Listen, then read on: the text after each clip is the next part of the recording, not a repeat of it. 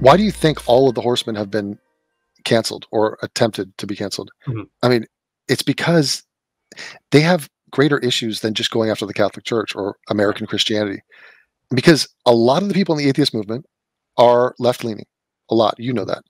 Yeah. And a lot of those people have some very weird stuff on race and on gender and on a variety of other things, but they embody weakness. And they were using atheism. They don't give a shit about it. They were using it to get their rocks off on their perceived enemies. And the second that a guy like Hitchens would pivot and say, well, what about Islam? You know, what about this stuff? You know, Douglas Murray comes out and says, have you seen what's happening in Europe? And people want to turn a blind eye to that because it's uncomfortable and it doesn't fit into their paradigm where they're like, look, I'm happy with the bad guys I've selected. My bad guy is Marjorie Taylor Greene. What's her name? Right. Marjorie Taylor Greene, MTG. Right. Or just any sort of cookie cutter white Christian in America.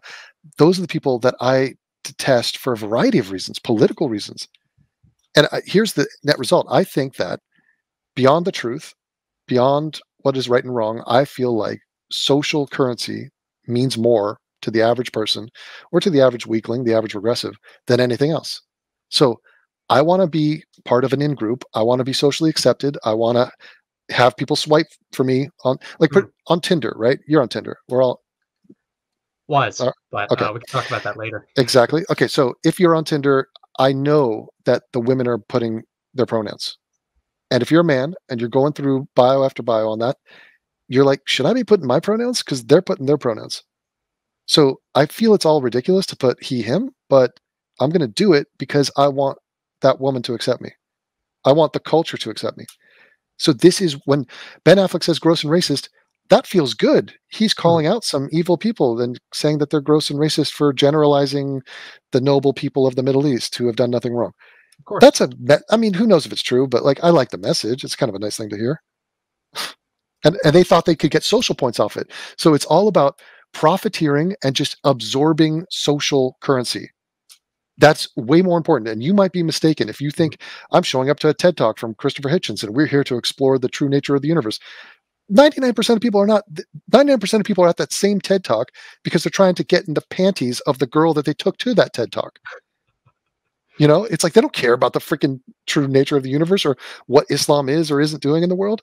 And that's one thing I don't like. You know, look at the atheist, or what remains of the other atheist organizations there, that shell of the atheist community. That what's left? So much. You know, it is filled with people that have not even contributed that much to the growth of atheism in the country. It's not filled with people that were part of this reactionary counterculture that actually talked about the real issues that made atheism popular.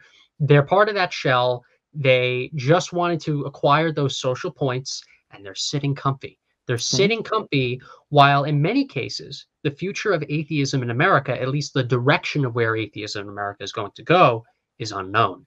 And they're doing it selfishly off of those points. And the ironic thing is that we do need some version of atheism plus. Just that phrase is so stained, but like, we need more than atheism. Like, you know, Sam Harris said this at an atheist conference in some hotel room once. He said, I wish that we could stop coming together under the banner of atheism. Because me too. I want it to be redundant. I want it to be a non-issue. I want it to be just like, you know, it would be like a women's group getting together and calling themselves the Dickless. And like, hey, this is the Dickless, reading room, and we're going to meet up and have our Dickless conversations. You cannot be defined by something that you are not. And if atheism is going to, you know, beat their chest on, you guys are wrong and we're the atheists, but what are we about? Oh, well, don't worry about it. Just here, take our talking point. You're wrong about. Well, like you said, we're the new atheism. I remember when I was on your hub. That's right. We'll explain what that hub is later on. By the way, September 30th, 2020 episode. If anyone knows what hub I'm talking about, you can go to page like 40 something and find that episode there where I didn't, look so good, didn't have the best haircut, but still stated the same thing. I think that's what we are. But there is still a purpose for atheism in this country. Atheism is still growing so much to an unbelievable rate.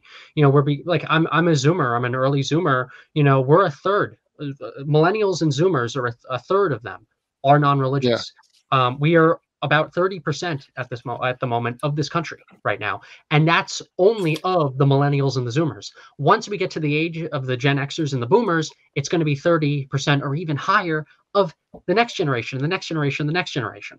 But Thomas, don't you think that we have already killed religion? Like it has already taken a death blow, and it's just been bleeding out. If only. I have two concerns. First off, we still have the issue of Islam.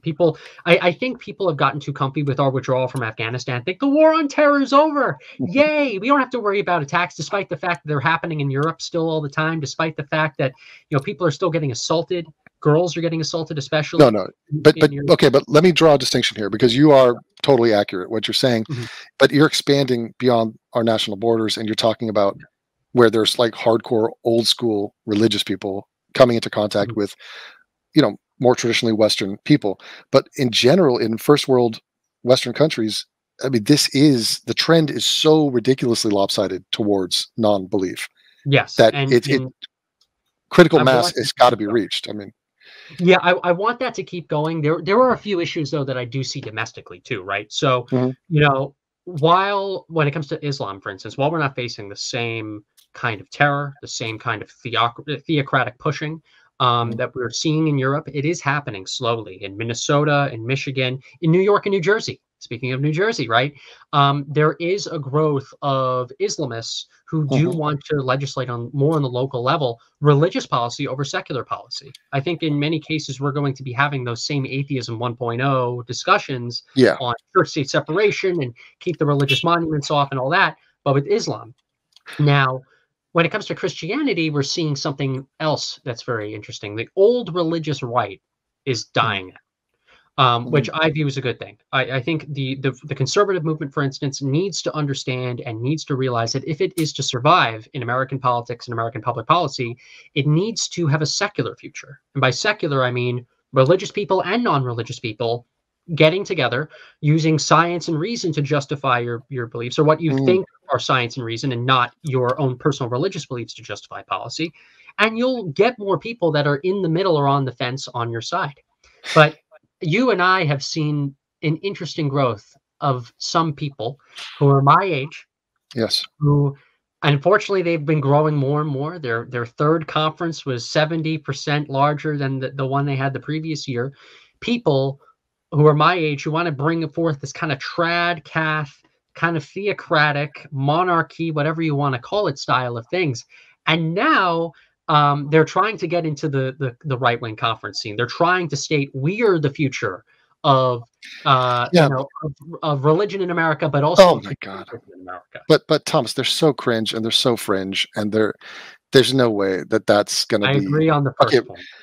Yeah, but they're just. Here's the problem: I wish I could agree on the second one. I wish, Devon. The second, we recognize that the youth and the new generations have figured out religion, and like the numbers all reflect that. And okay, even atheists were like, this is a battle that's gone on for thousands of years, and it is, exponentially, atheism has risen and non-belief to the point where you don't even have to try. It's like pushing a snowball off the top of a mountain.